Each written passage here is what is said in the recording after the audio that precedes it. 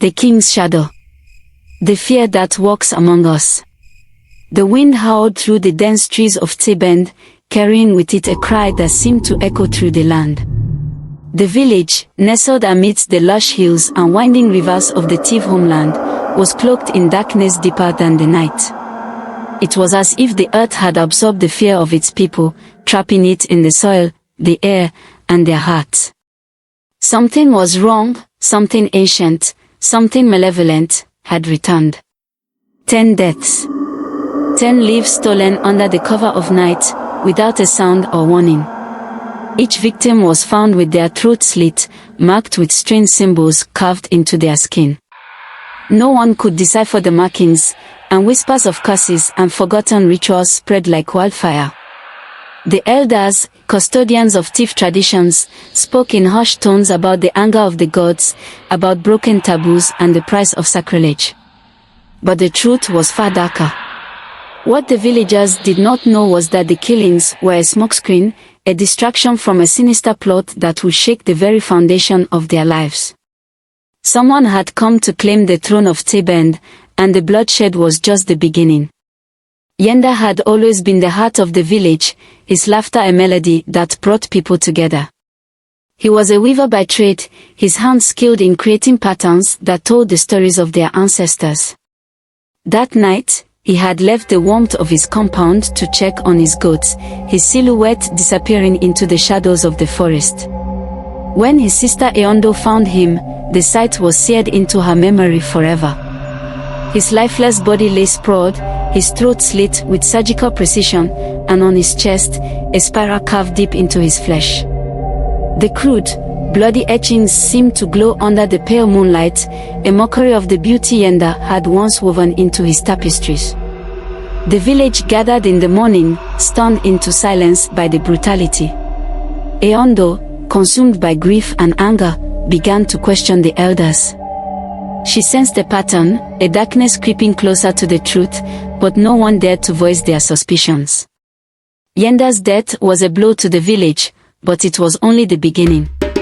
Agba was the village's drummer, his beats the pulse of Tse-Gbende's festivals and ceremonies. His hands seemed to carry the heartbeat of the land itself, and his laughter was as infectious as his rhythms. But his death sent shockwaves through the community. Found slumped over his drum, the spiral etched into his back seemed to mock the very rhythm of life he had embodied. The drum was stained with blood, its once vibrant tone now hollow and lifeless. Agba's wife, Odon, fell into despair, her cries echoing through the village.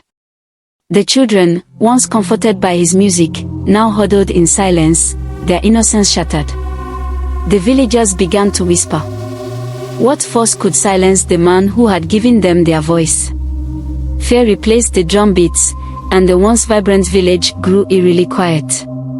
Tana, a hunter known for his bravery, was found near the edge of the forest.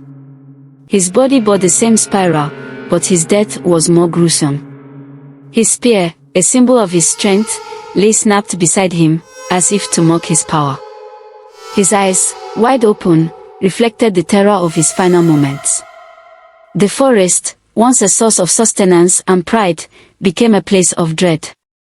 The hunters refused to venture far, their trust in the land shattered. Tana's wife, Dushima, was left to fend for their young children. The community, crippled by fear, failed to rally around her. Suspicion grew, dividing neighbors who had once shared everything.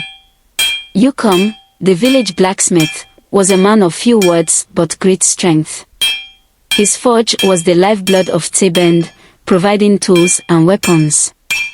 When his body was found, the spiral burned into his chest, the forge fell cold. The once roaring fires seemed to mourn him, their embers dimmed to ash.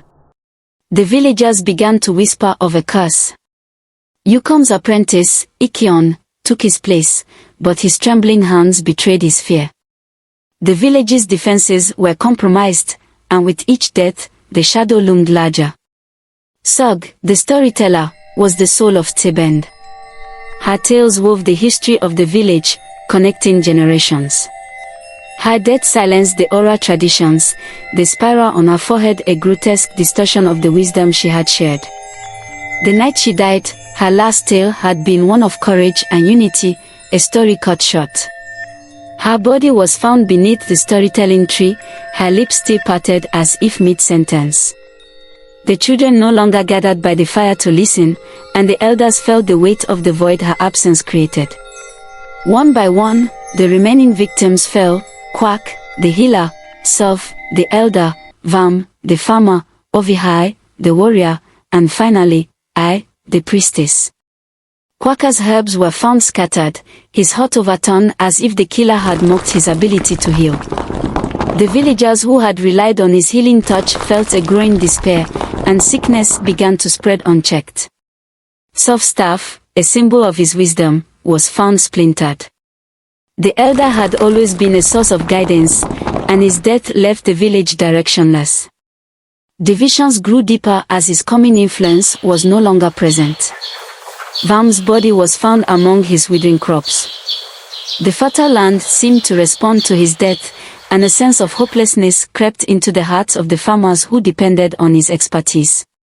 Ovihai, the strongest warrior, was discovered near the edge of the village. His blade was embedded in the ground, a final, defiant gesture.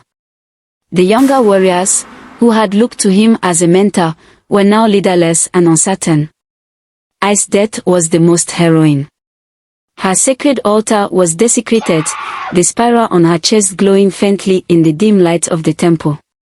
Her passing signified the loss of the village's spiritual core, and the community was left to grapple with their grief and unanswered prayers. Each death left a deeper scar, and the spirals grew more intricate, as if mocking the village's inability to stop the carnage.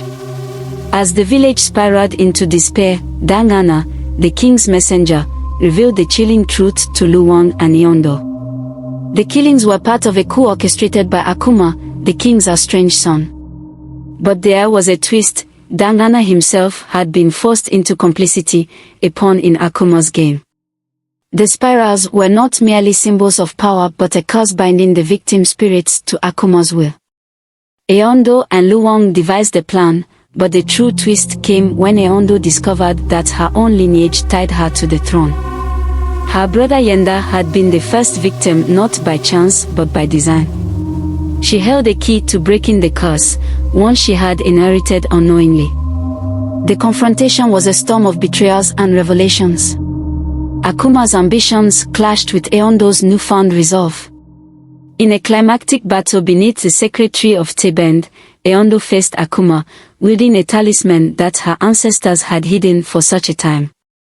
The villagers, emboldened by the truth, rose against the oppressor. Akuma's defeat was not the end but a beginning. His dying breath unleashed a final curse, leaving the village with a warning of darker days to come. The village began to heal, but the scars remained. The deaths had taught them resilience, unity, and the cost of complacency. Eondo emerged as a leader, her voice guiding Tse-Gbende into a new era. The spirals, once a mark of fear, became a symbol of their triumph over darkness. Moral lessons. Unity is strength. The village overcame fear by standing together.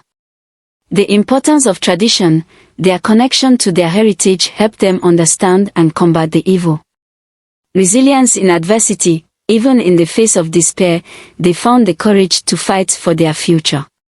If you enjoyed this story, please subscribe to the channel and hit the like button. Thank you. See you in my next video.